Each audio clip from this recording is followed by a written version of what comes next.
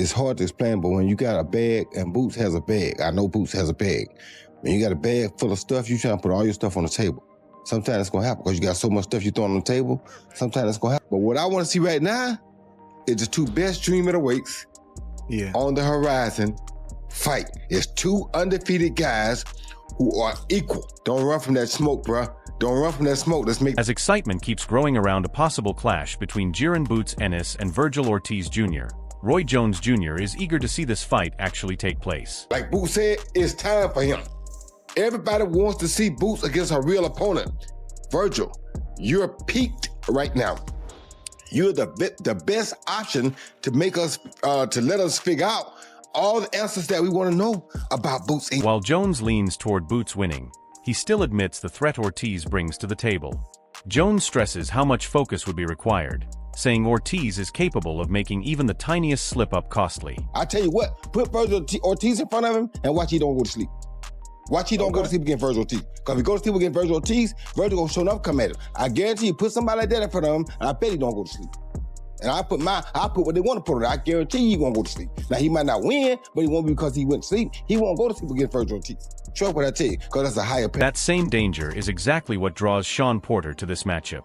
Porter points to Boots' athletic gifts and Ortiz's discipline, calling it a fight where both men bring real power into the mix. You get to a point where you have to be more disciplined. And I think that that's something that Boots lacks. My dad was drilling so much into me. One of the things that always resonated, or that I remember him always saying, that to me resonates with me as I comment on Boots. My dad would tell me, it can't always be just athleticism. You're not gonna always be able to win on athleticism. You're not gonna always be able to win with just speed. You're not gonna always be able to win with just power.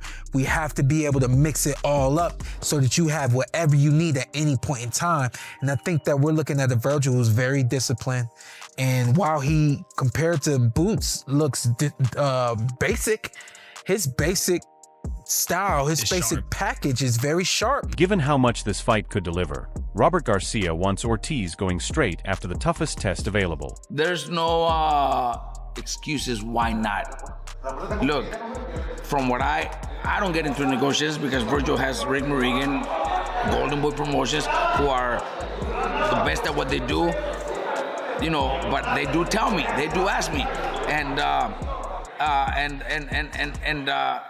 Boots knows that it's the biggest fight at that division. It's the biggest fight to make. But now, I'd rather fight. Unifications are more important. Not against Kelly. Even if it's a unification, it's not as big or as important. Plus, if you want to fight Kelly right now, you're taking advantage of a man that has look, there's Vergil. The only fight fair and square is against Vergil. And if Boots doesn't do it, then he doesn't want to fight Vergil. And if he doesn't want to fight Vergil, we're moving on. Garcia also states plainly that Ortiz is set to fight Ennis next. That said, he doesn't want Vergil waiting around if the fight fails to come together. Kelly can't even fight, man. If they make Kelly fight, they're taking advantage of the moment. And obviously Kelly's gonna agree to it because Kelly knows he's gonna get a huge payday where he could lose to anybody else for a couple $100,000 and he'll get a lot of money against Boots. So he's gonna take it, and they're gonna force him. You know, not force him, but they're gonna put him in the position where he has to take it.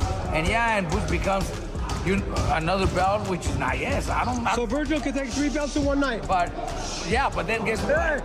After that, he's gonna say, well, guess what? I'm so close to undisputed, so I'd rather go for undisputed against Fundora. Meanwhile, Teddy Atlas breaks down why this fight could turn into a full-on war.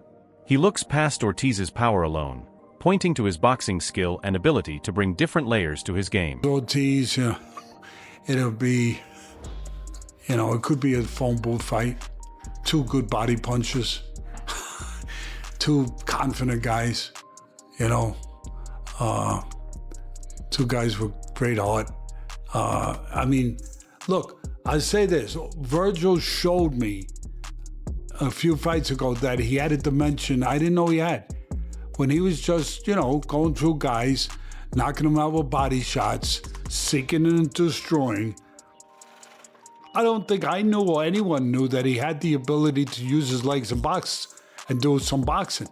he showed me that dimension. He showed me that dimension in that fight. Some people thought he lost. First fight that he got tested. We didn't get a knockout with Sergey Bohachuk. There it is. There it is. I wanted you to say his name. I just want to hear you say. And he showed me that he could. Eddie Hearn describes the matchup as one of the biggest fights boxing could offer, packed with top talent, massive stakes, and heavy fan interest fueling the hype. Vergil Ortiz, outstanding fighter. That for me is one of the best fights in boxing. You've only got to listen to me 6 months ago talking about that fight, pushing that fight, trying everything. That's a wonderful fight, but Vergil doesn't have anything that Boots wants other than a big fight and a good payday. He's not chasing paydays, he's chasing legacy. Yeah. But there's still a lot of people that want to watch that. Ortiz keeps making his goals known, saying he's ready to take on big challenges. Garcia also feels things are lining up more and more toward making the fight happen. Of course, you got Jaron Ennis, you got Fundora, you got Kelly. We want anyone that's willing to fight. We're just having problems getting fights right now. No one wants to fight, if I'm being honest. But what can I do? I can't force him to sign the contract, I guess. Garcia also believes circumstances are slowly shifting in Ortiz's favor, with other opponents becoming harder to arrange and Vergil ready to move ahead. He thinks the road toward a fight with Ennis is becoming a lot clearer. It's easy now. It's easy. Vergil already settled with Golden Boy. There's no other fight that needs to happen. That's the fight that needs to happen. I know Eddie and Boots had plans to unify, but I don't think Sandro Sayas is going to be available. I don't think Fundora is going to be available either.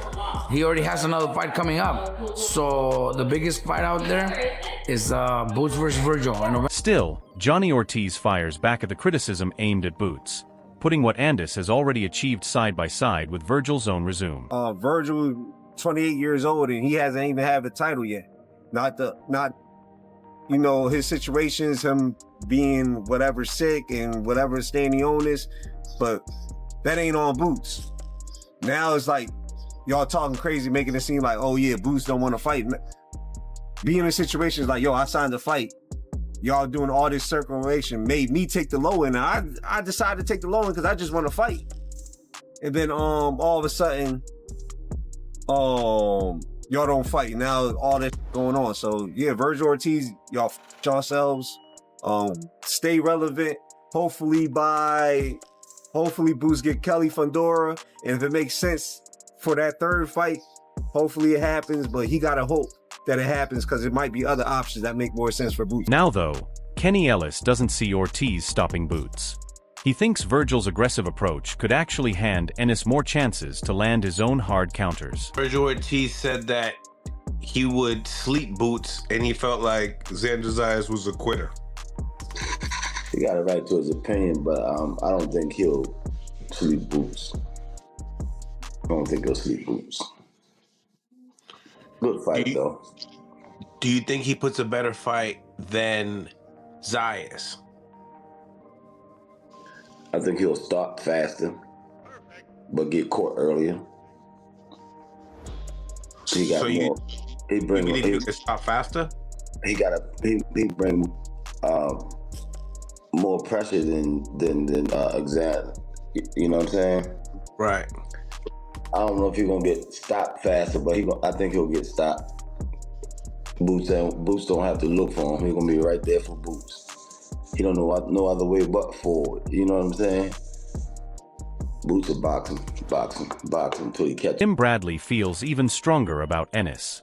He points to Boots' power, speed, counter-punching skill, and stance switching as weapons that could be too much for Ortiz. Boots is going to beat Ortiz, and he's going to beat him.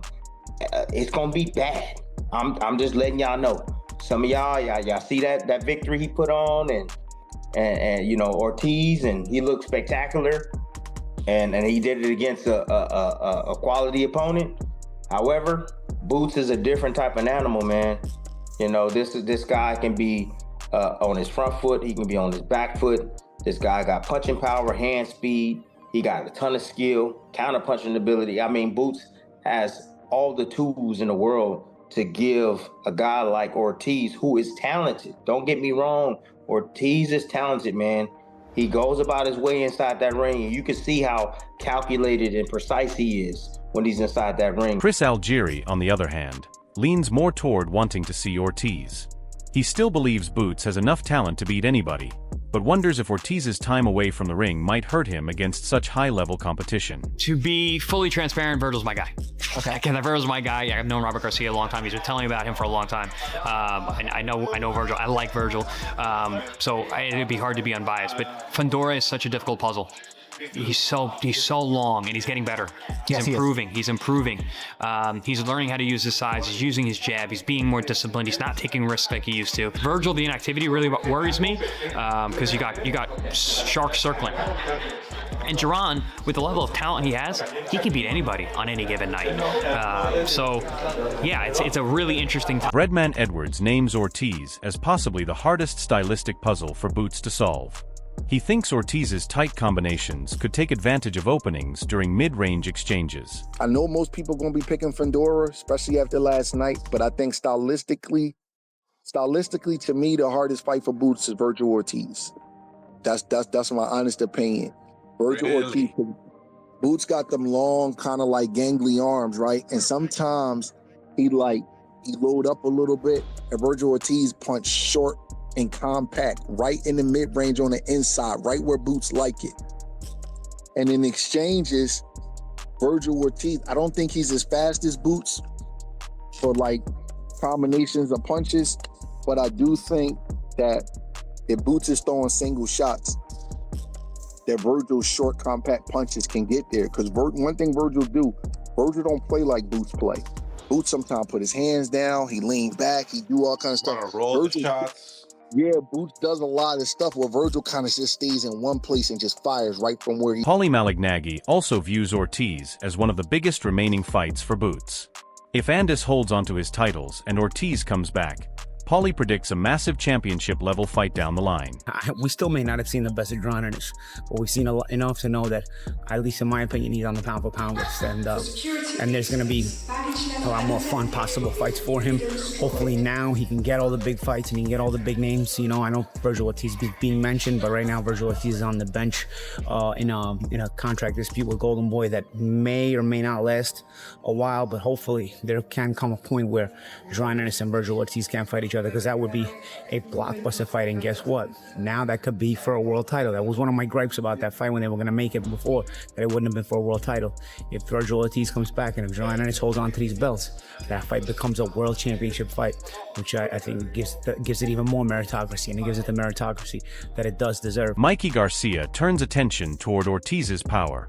He respects Boots' overall ability, but warns that Vergil only needs a couple of clean connects to flip the entire fight. You know Vergil, you know Boots, how does the fight go?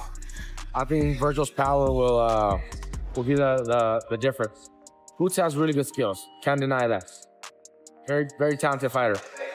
But the power is very, very different. Once you're in the ring, he's strong, bro. You've seen him in his last few fights. And the power is just impressive. Boots gets caught with one or two of those shots, and it's gonna hurt him. I don't think it's gonna be an easy fight, though. I think Boots he's got the skills to be, very, very good and competitive, and then have some really good rounds. But I think Vergil's power will be the difference. He's too big. Lonnie B is also leaning toward Ortiz, pointing to his solid defense, high guard, and constant pressure. He expects Vergil to grow stronger as the fight goes on, and he starts making adjustments. One thing about Vergil, why I'm leaning more towards Vergil, I'm a boxer, so I know what gives boxers trouble. And that style Vergil Ortiz got is going to give any boxer trouble because he's hard to hit. His hands, the one thing about boxers, we go off instinct and reflexes most of the time.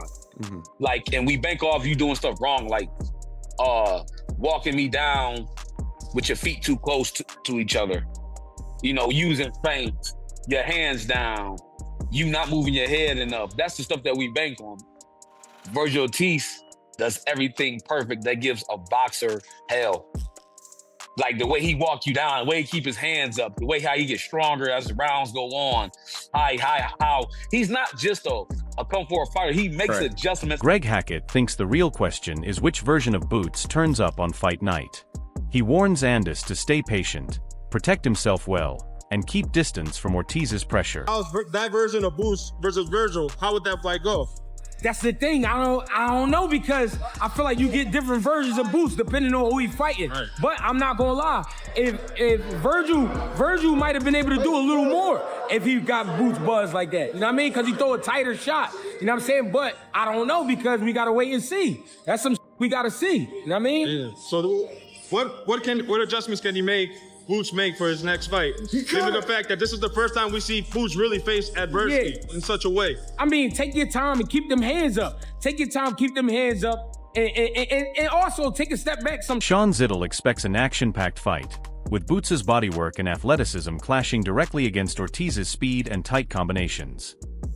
If you enjoyed it, remember to leave a like, subscribe, and ring that bell icon so you never miss our upcoming videos. And do not forget to share your thoughts in the comment section. Stay tuned, and we will catch you in the next one.